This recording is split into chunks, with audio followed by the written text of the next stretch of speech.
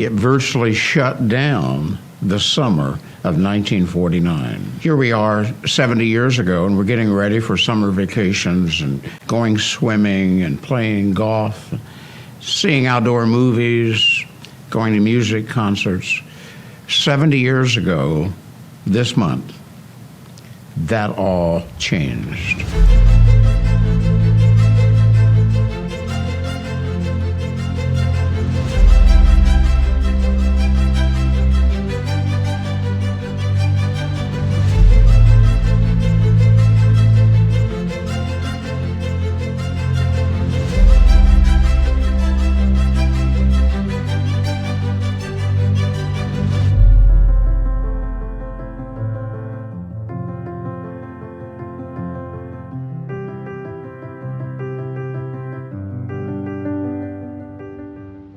There was such an outbreak, an increase in cases of polio that it terrified communities, it shut down communities. Theaters closed, schools closed, swimming pools closed. Street traffic was diminished to almost absence in every town. Nurses were, for the very first time, in great demand.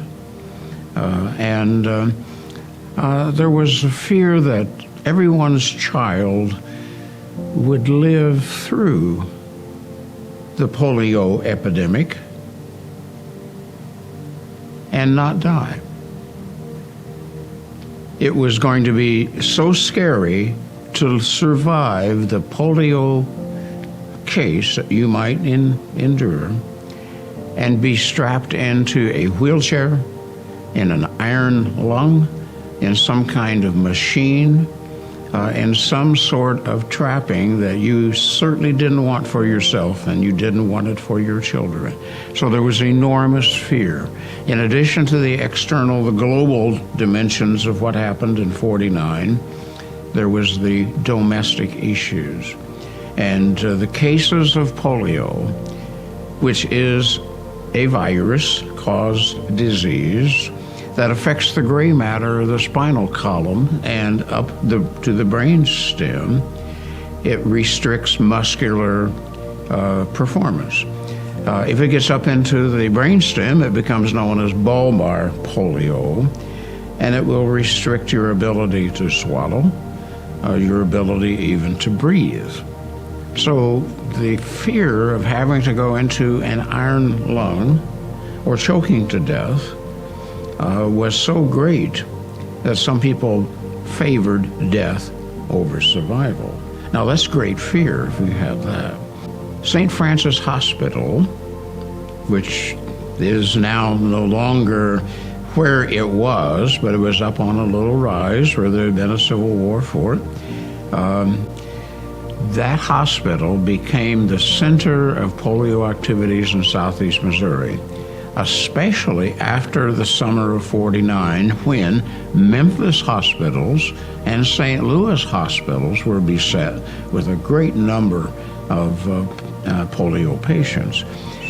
Consequently, Cape Girardeau had to tend to its own patients. So St. Francis Hospital built an entire ward, 54 beds, that they dedicated to polio patients. And they did not have enough nurses, so they flew nurses in from Boston. They flew in blankets, materials, all kinds of items that are needed, cribs for children that are going to be used in that ward. Cape Girardeau became the center of polio treatment for southeast Missouri. And by 1962, 1965, polio just dissipated.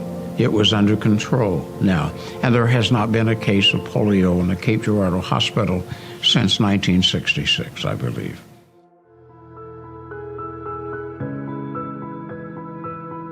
But all of us today have benefited much from that.